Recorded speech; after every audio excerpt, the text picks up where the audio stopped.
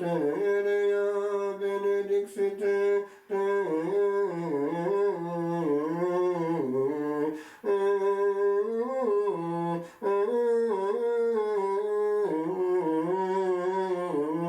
Deus in eterno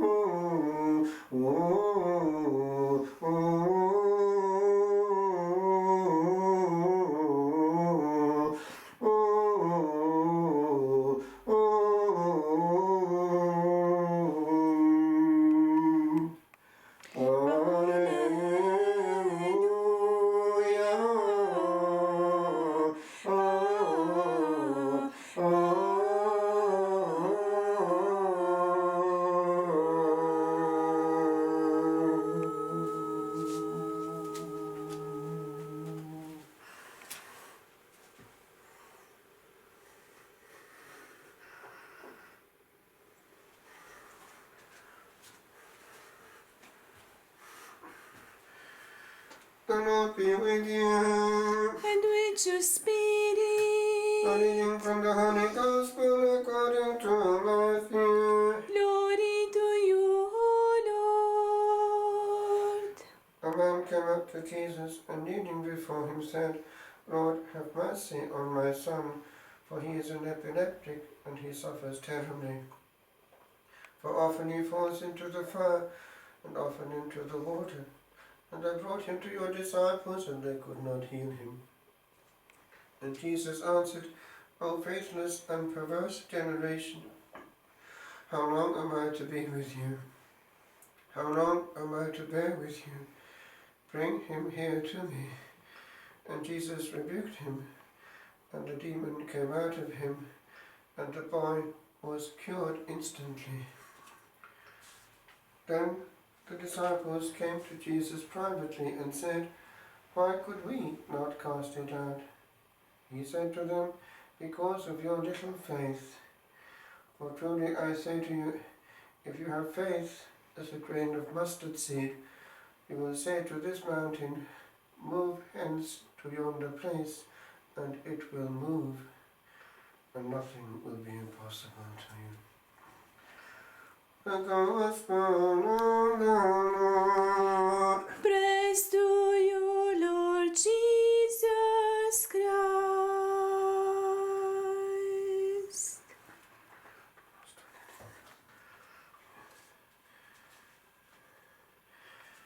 Why could we not cast it out? Because of your little faith. Hear, O Israel, the Lord our God is one Lord. Shema Israel. We have to listen, and we listen with all the faculties, the internal faculties, and it helps if the exterior ones are functioning as well. For people to hear with the soul needs to be calm, and they need to be on the receiving end of someone who is teaching. And that someone can be God. What he is teaching us, therefore, is of the hidden order. Faith is of the hidden order. It is invisible, but we can detect it, detect also its absence. After his retirement, Pope Emeritus did come out with this a couple of years ago. But the great problem now was loss of faith. It explains other things. It explains misbehavior. It explains bad liturgy.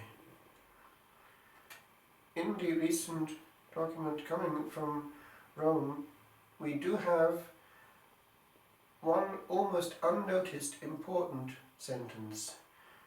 It's the allusion in the Holy Father's own commentary, his own letter, to the fact that forcing the right, the present right, into something horrendous, cracking all the boundaries of liturgy, is to be blamed and therefore to be corrected.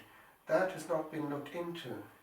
For part, not all, but part of the reason for the reaction in the church and taking refuge, therefore, in what always works and always has works, is precisely this issue. And it stems from a lack of faith. The illness is on a deeper level. We're only looking at the tip of the iceberg when we see liturgical abuses. Faith has been lost. For if we believed with the heart, and the heart on fire in what we believed in, the presence, the one who's there, we would not treat him so.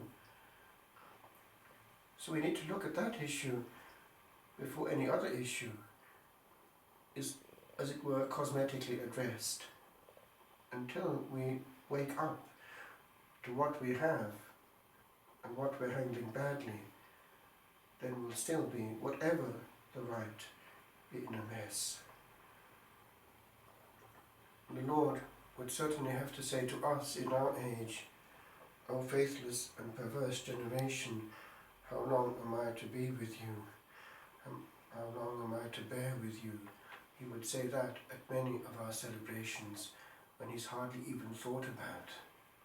One sees therefore why people do want a form of celebration where that is not happening, where only Jesus is thought about, where he is protected by a whole shield of ancient panoply of defence, the sacred, the mysterious, the other, and the silent, for silence is the language of Godhead.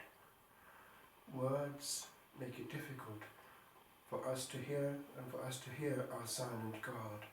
A talkative man will be a talkative celebrant, and he can precisely be a thorough nuisance in the way that he cracks to bits the right.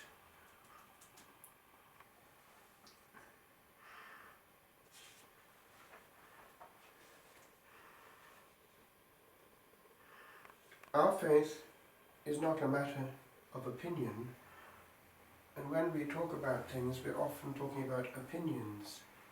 Faith has to do with vision, because it is a supernatural gift.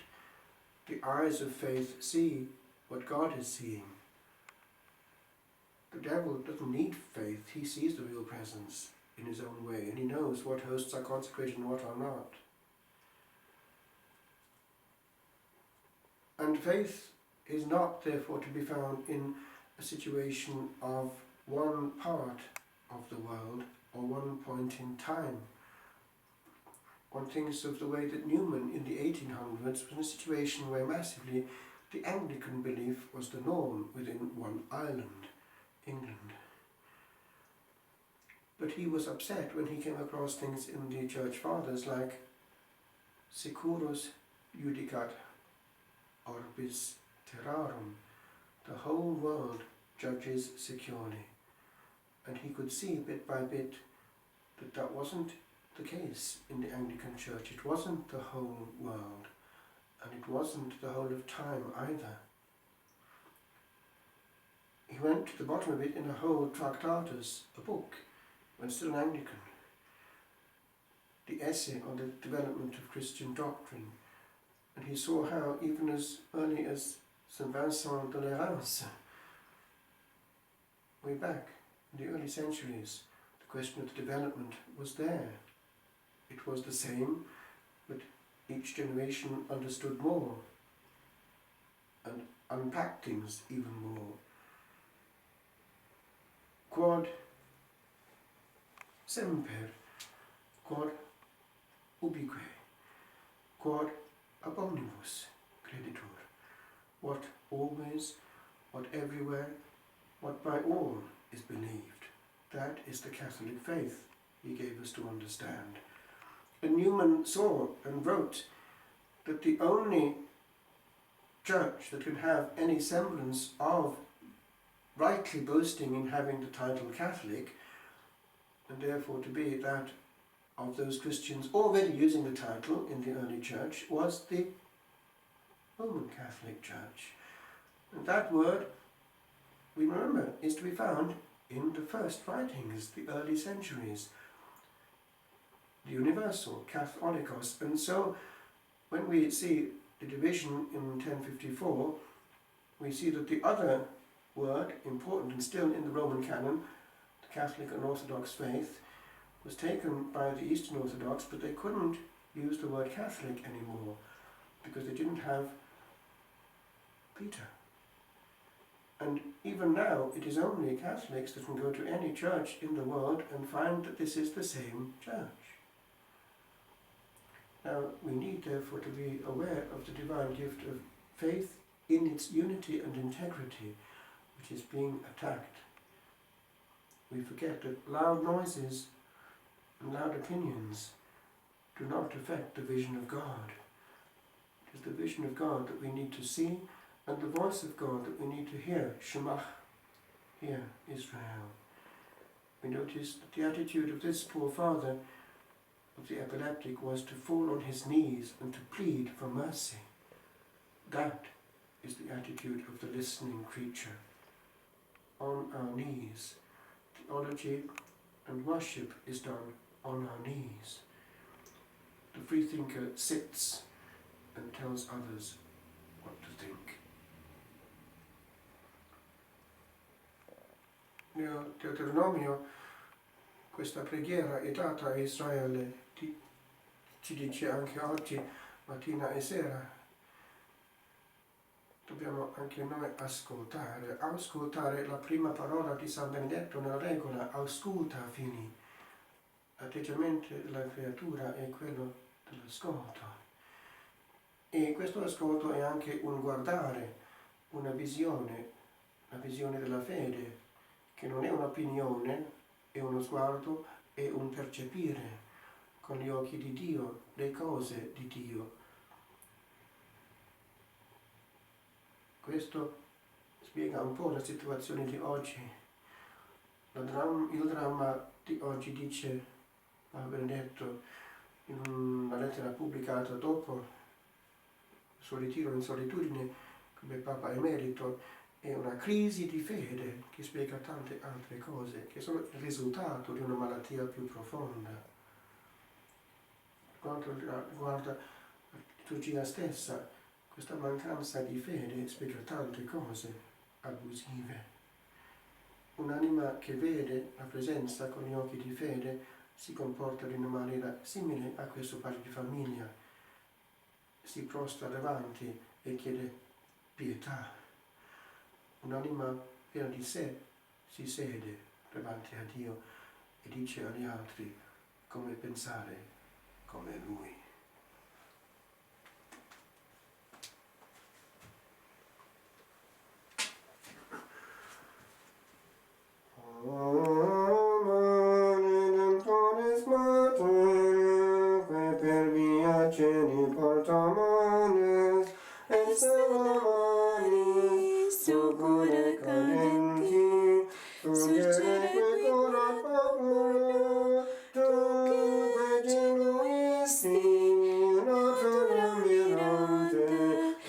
Sanctum genitor